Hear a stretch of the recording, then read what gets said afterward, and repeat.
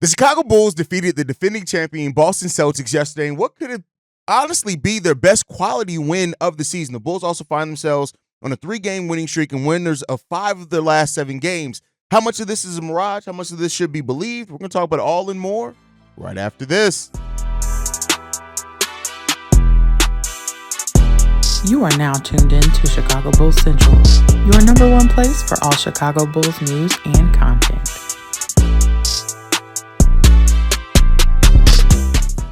What's going on, Bulls fans? Welcome to another episode of Chicago Bulls Central, your number one spot for everything Chicago Bulls related. I'm the host, Sarah Hayes, but more importantly, you guys can follow the channel at Bulls Central Pod on every social media platform we happen to be on. With that said, let's go ahead and get into this content for today, y'all. And Chicago Bulls defeated the Boston Celtics yesterday in an absolute scorcher of a game from Zach LaVine. Ayo Dosunmu in the second half of that game was amazing to watch as well. We have a post-game show on the channel and on the feed, whether you're listening to it on the podcast side.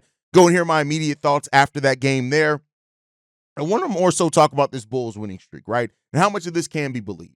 So the Bulls over there, I said winners of 5 out of the last 7 have wins over the Brooklyn Nets and the Spurs. Both they were missing key members of their rotations. The Hornets, who were missing LaMelo Ball. The Raptors, who were missing Scotty Barnes and Emmanuel quickly. And this Boston Celtics win, right?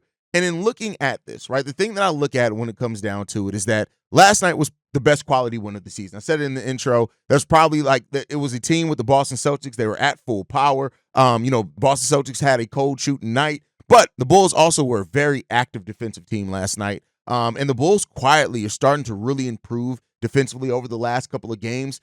And that's where it really comes down to, like, how much of this can be sustained, right? And I think that is the thing that I'm looking at, right? Especially that defense. If the Bulls can start being a more solid defensive team, and that's just what I'm looking at it. If they can be more solid defensively and not amazing defensively. Keep in mind, you don't need this team to all of a sudden be some type of killer. But look at the way that the Bulls defense has evolved over the course of the season. You look at, when you're into the meat of November, you had defensive ratings of 130, 126, 127, 138, 128, 133, right? And the higher numbers worse, right? But then since December, you've gotten a game of 100 defensive rating. That was against Brooklyn. A 117 defensive rating against the Spurs, that was still a win. A 128 defensive rating against the Pacers, that was a loss. Even the loss against Philly, the Bulls had a defensive rating of 105. 93 defensive rating against the Hornets, 111 against the Toronto Raptors, 111 and a half last night against the Boston Celtics.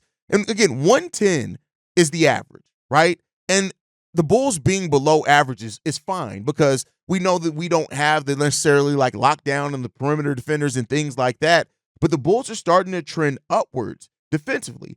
And that's one of the most important trends to watch here, I think, with the Chicago Bulls and how much that this run can be sustained. Because I'll tell you what, if the Bulls can be, and I've kind of said this since the beginning of the season, if the Bulls can just be slightly less than middle of the pack defensively with how good our offense is, that's where things can really go different. Right now, I still have my doubts about the cap of this team defensively. I think there are going to be some games where things just work. And a lot of times, too, with defense, the thing that it's harder to factor in is how much of it is your defense versus how much of it is a cold shooting night by the other team. And that's just the reality of it. I think when you look at certain things from this Bulls team and how, they allow points in the paint, they allow those efficient points there, that's something that's really going to kind of tell how good their defense can be, because you got to eliminate that if you want to be a solid team in this league, right? It's not just about the threes, right? The Bulls actually defend the three-point line pretty well for them, but the thing is that if you're going to consistently allow over 50 points in the paint, those are efficient points that it's just your defense is going to take a nosedive if that's the case. So that's something to really look out for, and something I'm going to really be monitoring over the next few games is that defense. How does that defense continue to fluctuate? And if it stabilizes, if it gets stabilized between 112 and 115, if the Bulls can get that defensive rating in that area, yeah, I think it'll be interesting to watch what it comes down to. So that'll be a fun thing to watch. And see how this team can continue to develop with that defensive rating. Because tell you what, listen, the league's best defense is the OKC Thunder, and they have a defensive rating of 103, right? And then you start getting in the middle of the pack, right? teams between 15 and 20, right, which is kind of where I would like the Bulls to sit. You have the Knicks at 113.5 defensive rating, and then you have at 22 the Raptors at a defensive rating of 116. The Bulls have gotten their defensive rating up. They're now 25th in the league in defensive rating at 116.5, and that's because of the way that the defense has been evolving over the last month or so. So if this continues for the Bulls, keep in mind they had a defensive rating of 126 to start the season. They were second to last in the NBA, and so they're starting to climb that defense. We know what the Bulls' offense can be. That's the thing to watch, is this defensive rating by the team, and I think that really points towards what this team can be if they can get that, if they can lock in defensively. And so now with Patrick Williams back, we saw how Billy Donovan used him yesterday and using him a lot to guard Kristaps Porzingis, and on possessions where Patrick Williams was guarding Kristaps actually had a 45% field goal shooting percentage. Now, that's not absolutely terrible, but that's not great either. So, that shows what Patrick Williams. Ayo's back into his rhythm defensively as well. We know what Ayo can be defensively when he's in there. And you got Lonzo Ball, who's back. Still not going to play back-to-backs. He's still on a 20-minute restriction now. They've brought that up some.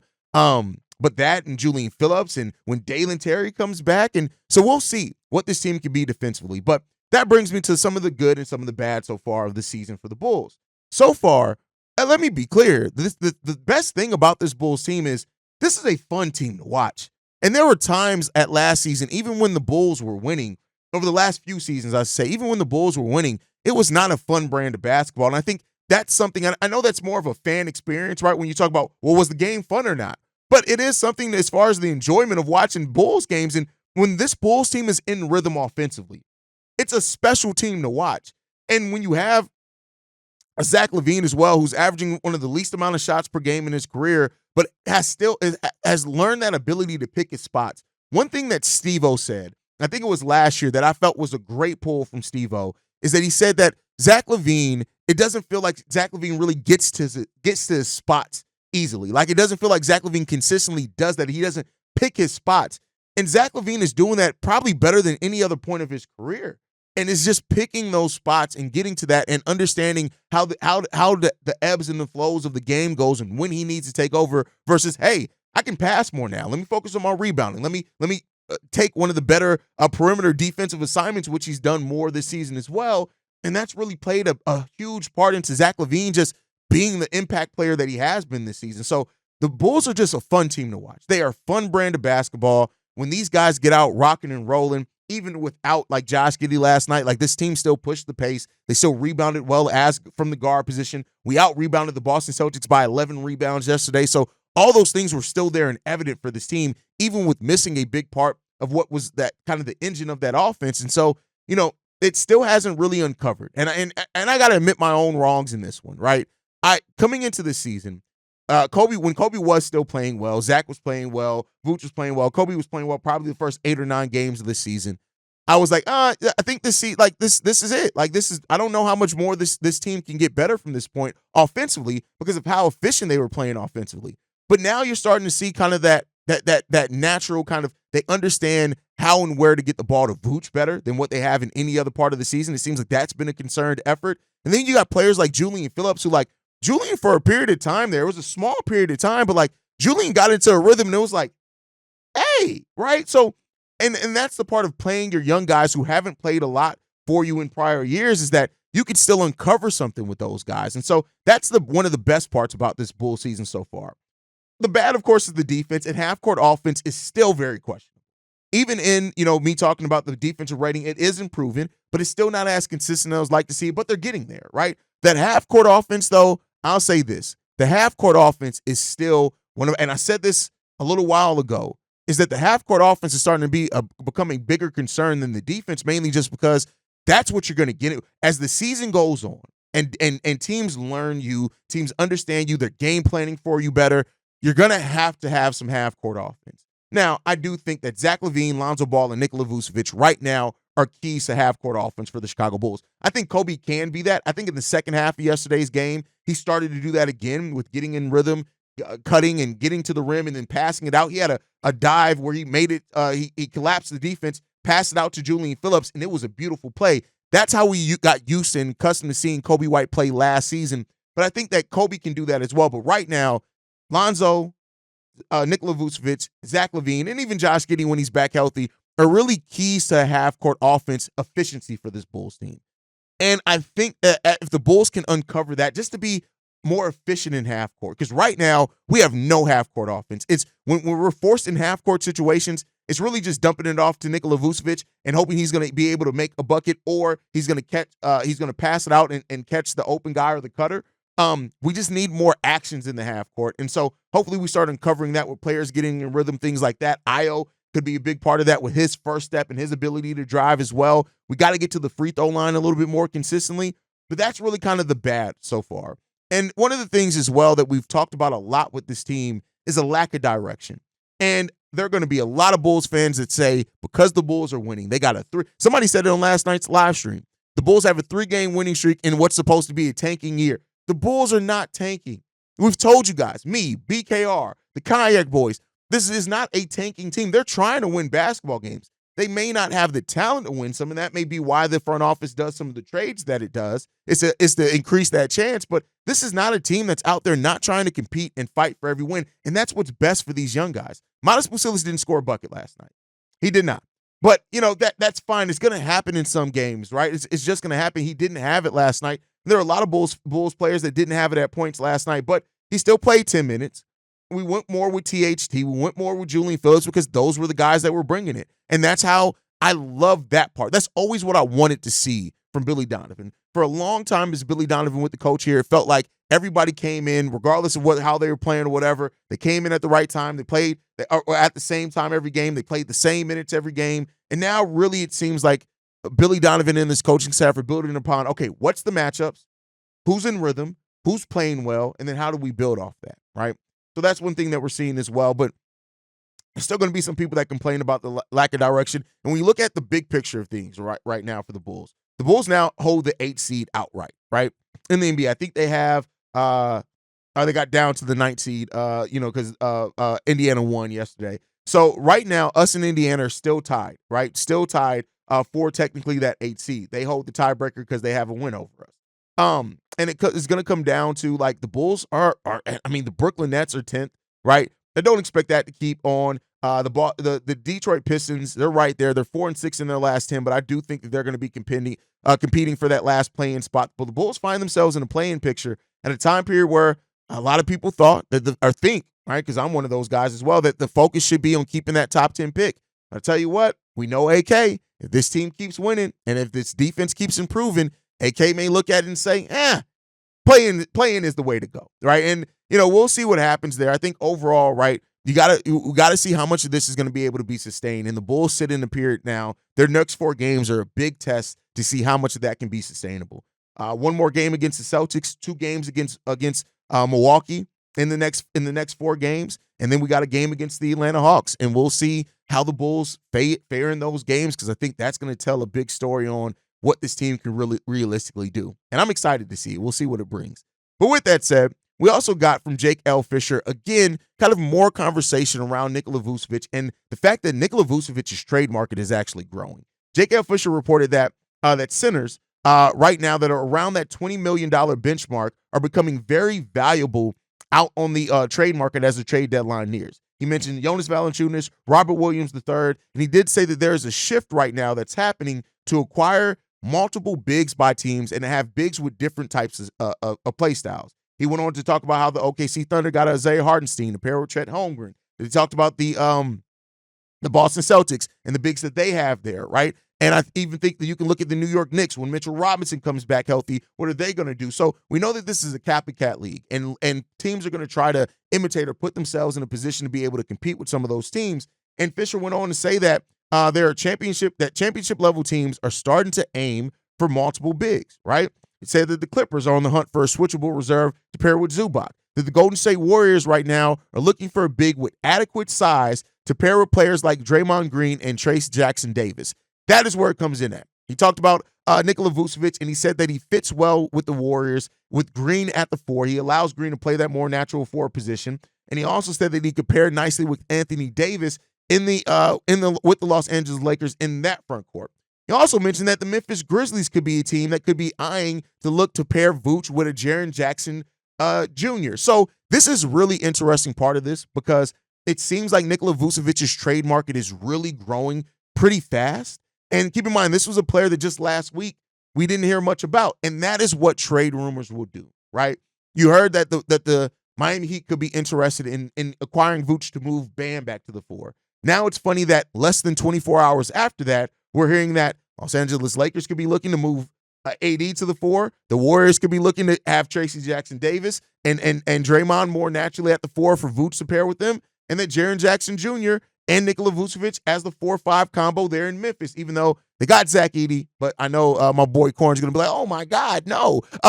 So it seems like because of the way that the NBA is going now and that multiple big lineups seem to be something that is coming back into play for these teams, especially teams that are actually trying to compete, that Vooch's trade market could be growing at a rate that we may have not expected. And when you pair that with the season that he's having, which is an all-star caliber season as well, that could put the Bulls in a advantageous position to where, hey, maybe they're actually able to get some value back if they decide to move on from Vooch. I'm going to throw the if out there because, again, with the team playing it the way they're playing now, I can see a world in which Arturas Karnisovas looks at it, he winks his eyes, he looks at it, pulls the glasses down, and he says, nah, we're competing. We're going all in. That's definitely a possibility for this Bulls team. So we'll see what the trade deadline brings. But I'll say either way, it's good for the Bulls to be in a situation to where they are getting that the value for their players is rising, right? Because if they do decide to pivot and move, if they do decide to go that route, it's no longer seeming like it's going to be that thing where they're going to sell off for way less value. And that's the key part in this, is that if the Bulls are going to move on, getting the value in far as the future assets that are there. And when the market grows, it means you can get more back. And that's all I'm looking at this in this segment to say, is that if the Bulls are looking to move on from Nikola Vucevic to take advantage of him being expiring next season and maybe not being part of the Bulls' future, if that is the case that they do, right now the market is starting to go into a place where the Bulls can probably walk away with something good. And let's hope that AK is ready to again, I labeled the video yesterday. AK is trying to get back to the mastermind label. And this is what smart GMs do, right? They play the market. And the Bulls haven't been in the situation where they've been played by the market, so they couldn't play the market. It's starting to go back now and shift in a way that the Bulls can maybe play the market. And let's hope that they take advantage of that if that's the route that they choose to go.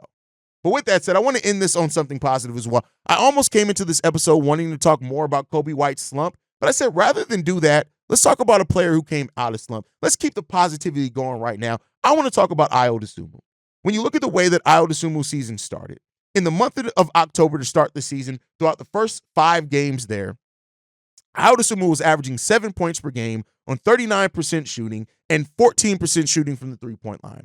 Terrible, right? Especially when you look at how he finished the season. Now, he was still in that time getting 5 rebounds, 4 assists, and almost a steal per game. But he just wasn't having the impact. His defensive rating was almost a 120. That's just not what we came accustomed to seeing for Ayo Dosunmu. Then the month of November, things started to change. In that month of November, Ayo averaged 13.5 points per game on 50% shooting, and his three-point shot went up from 14% to 32.8% that month. He was averaging 3 rebounds, 4 assists, and a steal per game in that time. Then around started towards the mid to end of November, around November 13th and 11th, he started stringing together some double-digit games. Then around the 18th and 20th, he went down again. He started to come back up towards the end of November, and now we're in December. Whereas through the games in December so far, the 7 games played in December, he hasn't had a single game of less than double-digit scoring, only 1 game of 10 points. Everything else has been above that. He's averaging 16.6 points per game on 55% shooting, 47% shooting from 3, 6 assists, 5 rebounds, a steal and a half per game, and almost a block per game as well. Ayo Dosunmu has completely turned his season around, and this is why slow starts are a thing for some players. They just are. Some players get off to slow starts, but as long as they don't stay in that, right?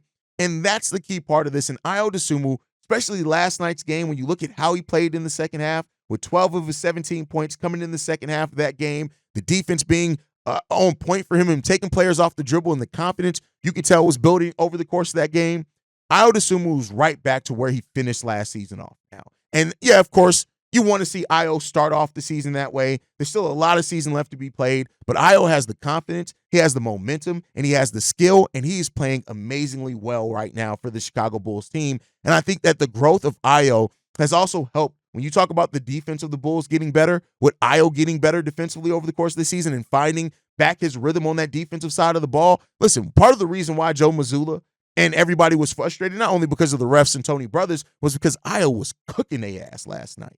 And that's what you love to see. Ayo Dosunmu is such a good player with this team. And that's why when people were talking about, like, yeah, let's look to trade Ayo. Listen, I tell you what, I don't want to bet it. Ayo Dosunmu to me is the type of player that if he goes to a winning team and a team that has better structure, we're talking about Ayo Dosunmu, I really do think can he can win some awards. I'm telling you, Ayo Dosunmu is that type of player when he's playing with that rhythm. And I just wanted to spend some time in this episode talking about the positive, right? Rather than stick on the negative of a player in a slump, and we'll talk about Kobe White's slump at some point. I may even do a live stream on it tonight because I do think that it is warranted to talk about in depth.